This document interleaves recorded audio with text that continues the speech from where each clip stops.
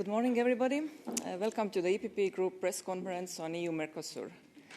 With us, we have here Mr. Jörgen Warborn, who is EPP Group spokesperson on international trade. Technical details, we have translation into Swedish, German, English, Italian, and French. And we have also journalists joining us via Interactio. So without further ado, please, the floor is yours. Thank you very much. Even though we have translation into Swedish, I think I'll stick to English. So this is on Mercosur and the request for an opinion from the Court of Justice. The EPP line is to vote against this request. As you might have seen, there are three issues in the request, three legal issues that they are asking for to check. That is first of the split of the agreement. This is nothing uncontroversial, I would say, at least from a legal perspective. It's been tested before, not least in the Chile agreement that was ratified 2 years ago. It's on the rebalancing mechanism, and the rebalancing mechanism is in a sense connected to the EUDR, the deforestation regulation that we did. It is fully tested within WTO. I don't see any legal reasons for this to be uncontroversial either. And then we have the precautionary principle, meaning that we, of course, protect the health of EU citizens. And in fact, I believe that this Mercosur agreement will actually, with all the measures that the Commission is implementing, will actually strengthen the health of European citizens, since there will now be 50% more checks in third countries, in the Mercosur countries, since there will be border audits, audits at the EU borders, an additional 33% of those audits, and there will be also a task force to increase the efficiency at borders. So a lot of measures to make sure that we protect EU health. So this is probably not a legal reason behind the request of this opinion. I think it's truly a political move to prolong, to make sure that the Mercosur agreement does not end up in plenary to vote for it. So a delaying process. And this is very unfortunate. Of course, we have been negotiating this agreement for 26 years, and impatience is growing. Impatience, of course, is growing with our partner countries, with Brazil, Argentina, Uruguay, and Paraguay. And I would say impatience is also growing with some of us that is very concerned about the agreement and would like to have it ratified as soon as possible. And this has initiated a discussion on provisional application of the agreements, which I know that some journalists have been interested in. I think it is a bit too early to say anything about how this will be. Of course, we would like parliaments to be involved before an agreement is put into application. But personally, if there is a delay of 2 or 4 years or whatever the legal process might take, I think it is important to now move forward with the agreement as soon as possible. But maybe the provisional application issue is a bit early to be discussed. I think that, of course, we have a lot of colleagues that are concerned with the Mercosur agreement. I have understood that lately, and also, of course, in some groups of society as well. But I'd like to say that it is really important now, since this weekend, not least, with the geopolitical tensions we have, where Europe is squeezed by tariffs from the US on one side, and subsidized business from China from the other side. It is really important that we act on the Mercosur agreement. And in fact, the agreement would give GDP points twice as high as the recent US tariffs, if it was implemented. So that's the level of benefit it will do to the European Union. In fact, it will be twice as high GDP delivery than the CETA agreement, the agreement we have with Canada, which was applied since 7 years ago. So on growth, it will be very crucial for Europe in a time where we lack growth. When we started negotiating, European Union, were the biggest, much bigger than China in the Mercosur countries. Now this has been reversed. Now China is actually bigger than Europe. If this agreement comes into application, there are economic models saying that this situation will be reversed back. Europe will be bigger than China once again, and I think that is important.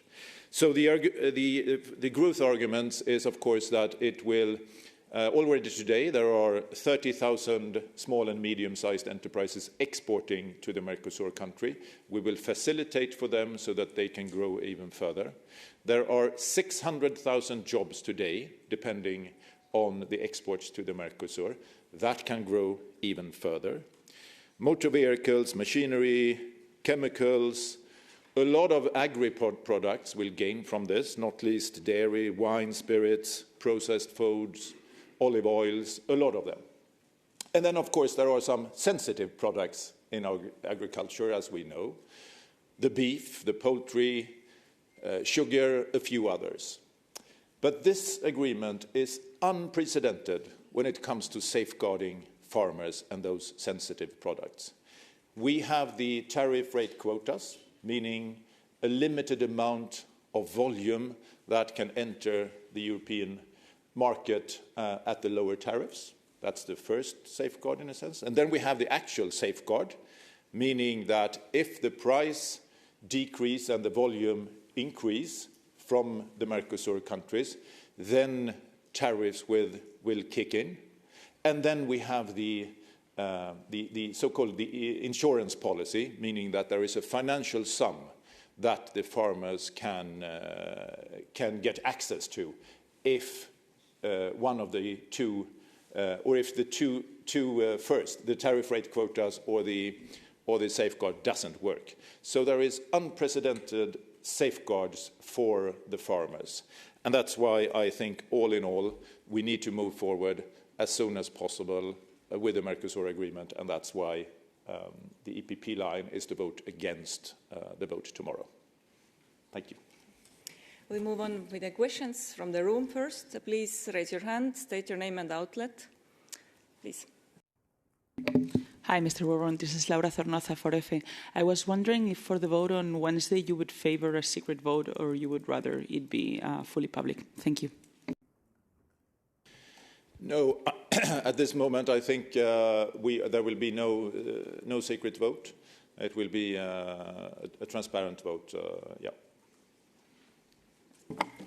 I bet you've been doing some counting on who's in favor and who's against. Could you give us an estimate number on what could be the result of the ACG motion vote, and then who overall is in favor of Mercosur and against? And perhaps within EPP, could you give us a rundown of the delegations that are against this agreement despite the group line being in favor? Thank you. I think it will be a very tight vote, that I can say. Still, I think we will win this, but as I say, it will be a tight vote. I know that there are some delegations that are split. I don't want to go into different which they are. I think you know it, and they have to come out and tell it themselves to you, I think. But overall, I believe that we can win this, and I think it is crucial that we do. Because, as I say, there is a lot of impatience to make sure that this agreement gets over the finishing line.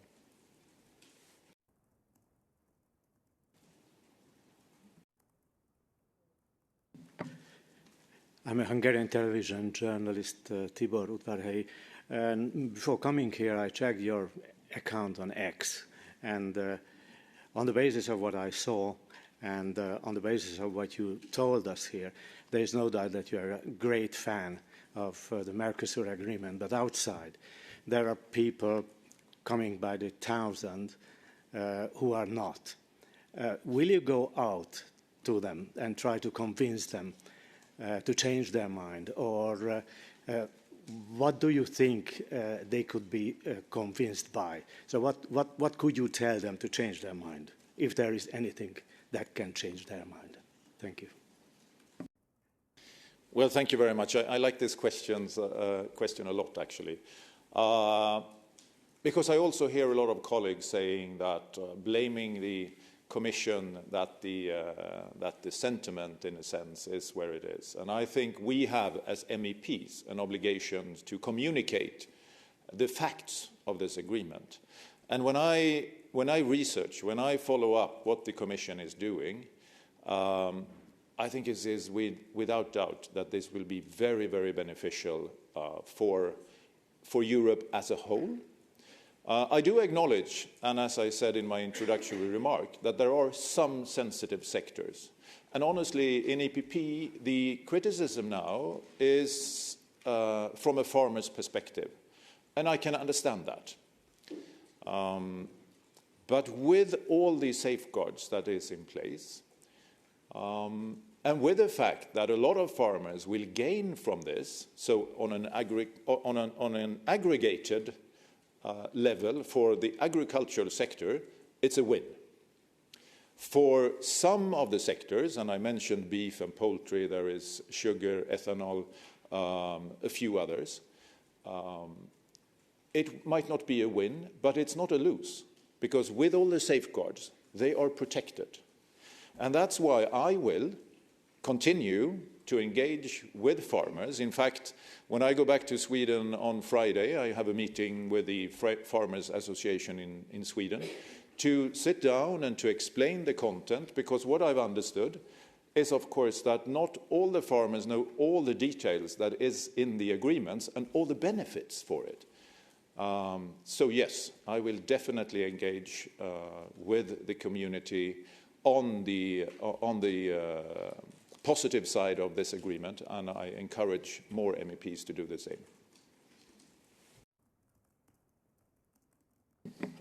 Yeah, thank you, Olivier Beau, Agence France-Presse. Are you concerned that some people might be tempted to have a legal check on the agreement, I mean the Mercosur agreement, especially on the rebalancing mechanism, because it could be also implemented in the future to other agreements like the trade deal with India? And they might be in favor of Mercosur, but they want to make sure that it's legally 100% safe. So I'm not concerned on the legal issue of it. I think we are well within the safety of the legal constraints that could exist. Apparently, there are some colleagues that believe otherwise, or as I think, they do this as a move to delay the process with the Mercosur agreement. It is within the WTO rules to do this. I cannot see any legal issues with it at all, to be honest. But I also raise an important issue with India, for example, because we are in negotiations with India. We're also in negotiations with Malaysia, with Thailand, with the Philippines, with United Arab Emirates, hopefully with Australia. I don't know if I forgot someone, but there are a number of negotiations ongoing. And it is really important that the European Union is seen as a reliable trading partner. And negotiating with the Mercosur countries for 26 years, pausing it back in 2019, and now re-engaging again, and now signing it and having a majority in the Council. Now it's only up to us in Parliament to pass it. Will we be a reliable partner in this very geopolitical turbulent time or not? That's the question that my fellow MEPs has to answer themselves. Will it be beneficial for Europe as a whole? to pass this agreement? Yes, I'm totally certain it will. And that's why we need to do it as soon as possible. Are there any more questions from the room? That's not the case. Anyone online? No. So thank you very much, everyone, for coming, and see you next time.